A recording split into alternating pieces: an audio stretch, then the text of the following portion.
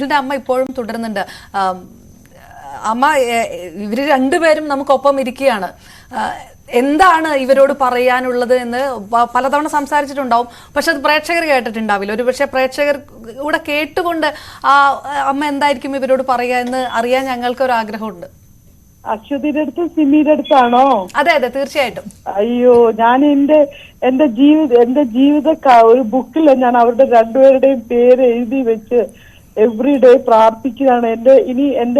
എന്റെ അവസാനം വരയ്ക്കും, എന്റെ മരണം വരയ്ക്കും ഞാൻ അവരെ എന്നും എന്നോട് നെഞ്ചോട് ചേർത്ത് വെക്കും. കാരണം അവര് കാരണം നിഖിൽ എന്നുള്ള എന്റെ മകൻ ഇന്ന് ലോകമെമ്പാടും അറിയപ്പെട്ടു എന്നുള്ളത്, ആ കടപ്പാടും നന്ദിയും എനിക്ക് അവരോട് എന്നും ഉണ്ടാവും.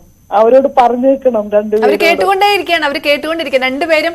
അത് കേട്ട് എനിക്ക് തോന്നുന്നു നിശബ്ദരായിട്ടിരുന്ന് കേട്ടുകൊണ്ടിരിക്കുകയാണ് രണ്ടുപേരും. സംസാരിക്കാം. ഷീബ മാം, സത്യത്തിൽ മാമിന്റെ ജീവിതവും ഒരുപാട് ട്രാജഡികളിലൂടെ കടന്നു വന്നതാണെന്ന് മാമിനോട് സംസാരിക്കുമ്പോൾ എനിക്ക് മനസ്സിലായിട്ടുണ്ട്. ആ ട്രാജഡികളെല്ലാം ഇങ്ങനെ ഒരു നല്ല മകനെ, നല്ലൊരു മാതൃകയെ ലോകത്തിന് സമർപ്പിക്കാനായിട്ടായിരിക്കും. ഞങ്ങൾ കണ്ടെത്തിയില്ലെങ്കിൽ പോലും ഷെഫ് പിള്ള ഞങ്ങളോട് പറഞ്ഞു, ഈ നിഖിലിൻ്റെ കഷ്ടപ്പാട് കണ്ടിട്ടല്ല ഞാൻ നിഖിലിനെ സഹായിക്കാൻ എത്തുന്നത്. നിഖിലിൻ്റെ പോസിറ്റിവിറ്റി, അവനൊരു നല്ല മാതൃകയാണ്, അവൻ വളർന്നു വരേണ്ടവനാണ്, അവൻ ആകേണ്ടവനാണ്. അതുകൊണ്ട് ഞങ്ങൾ നിഖിലിനെ കണ്ടെത്തിയതിൽ ഞങ്ങൾ അഭിമാനം കൊള്ളുകയാണ് സത്യത്തിൽ. അതെ അമ്മ, ഞങ്ങൾക്ക് അതെ, എനിക്ക് അതാണ് പറയാനുള്ളത്. പ്രാർത്ഥനകൾ അത് അമ്മയുടെ അങ്ങനെ തന്നെ നടക്കട്ടെ. വളരെയധികം നന്ദിയുണ്ട്. ഹലോ, അതെ കേൾക്കാം അമ്മ, പറഞ്ഞോളൂ. ആ കഴിഞ്ഞ സിമി പറഞ്ഞത് പോലെ സിമി എന്തോ അറിഞ്ഞിട്ടാ അങ്ങനെ സംസാരിച്ചിരിക്കുന്നേ. ഞാന് കഴിഞ്ഞ 23 വർഷം ആയിട്ട് നമ്മുടെ കണ്ണുനീരുണ്ടല്ലോ, കുപ്പിയില് ഈശോ ബൈബിളിൽ പറഞ്ഞിട്ടുണ്ട്, ഇത് വചനമാണെന്ന് അറിയത്തില്ല, കുപ്പിയില് നമ്മുടെ കണ്ണുനീര് ശേഖരിക്കും. നമ്മുടെ കണ്ണുനീര് ഇങ്ങനെ ശേഖരിക്കുക. കഴിഞ്ഞ 23 വർഷം ഞാൻ കരഞ്ഞ് തീർത്തത് എനിക്ക് ദൈവം ഒരു ഉത്തരം തന്നു എന്നുള്ളതാണ്.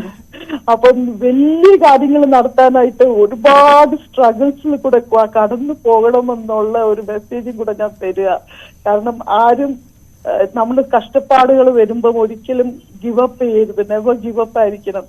അത് ആ ഘട്ടങ്ങളിൽ കൂടെ കടന്നു പോയി കഴിഞ്ഞാൽ ദൈവം നമ്മളെ ഒരു കാലത്തും കൈവിടത്തില്ല.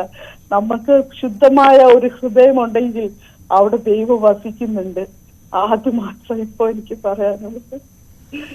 ഏറെ കേൾക്കുന്നവർക്ക് പോലും എന്താ പറയണ്ടേന്ന് അറിയാത്ത രീതിയിൽ ഈ ഞാനൊരു കാര്യം ചോദിക്കുന്നത്, ഇത്രയും ആൾക്കാർ വരുന്നു, ഫോൺ വിളിക്കുന്നു, ഒരുപാട് സന്തോഷമുള്ള കാര്യങ്ങളെല്ലാം നടക്കുമ്പോൾ അപ്പു എങ്ങനെയാണ് അതിനോടൊക്കെ ഒന്ന് റിയാക്ട് ചെയ്യുന്നത്? എങ്ങനെയാണ്? എനിക്ക് വളരെ അതിശയമാ.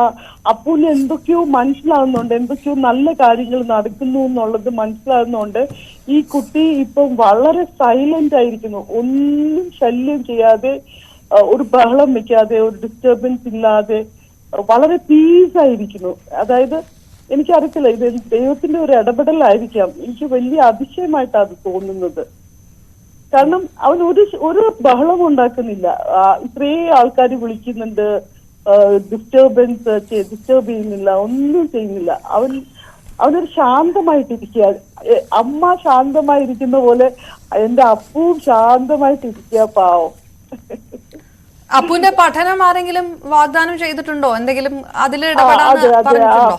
പഠനത്തിന് മാജിക് പ്ലാനറ്റിൽ നിന്ന് വിളിച്ചിട്ടുണ്ടായിരുന്നു. കാരണം അവിടെ തെറപ്പീസിൽ കൊണ്ടുപോകുന്നുണ്ടായിരുന്നേ അപ്പൂനെ, ആ തെറപ്പീസിൽ കൊണ്ടുപോകുന്നുണ്ടായിരുന്നു. അപ്പൊ അവിടെ നിന്ന് വിളിച്ചിട്ടുണ്ടായിരുന്നു, അവരിങ്ങോട്ട് വരുന്നുണ്ടെന്ന് പറഞ്ഞു അപ്പൂനെ കാണാനായിട്ട്.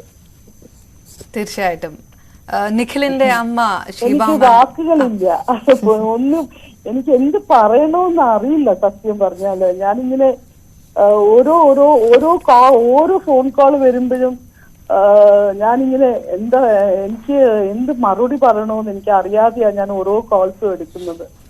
നന്ദി മാത്രം കടപ്പെട്ടിരിക്കുന്നു എല്ലാരോടും. ഏറെ സ്നേഹം ഷീബ മാം. ഏതായാലും ഇത്രയും സമയം കൂടി ഞങ്ങൾക്കൊപ്പം നിന്നതിന് ഏറെ സ്നേഹം, നന്ദി. വീണ്ടും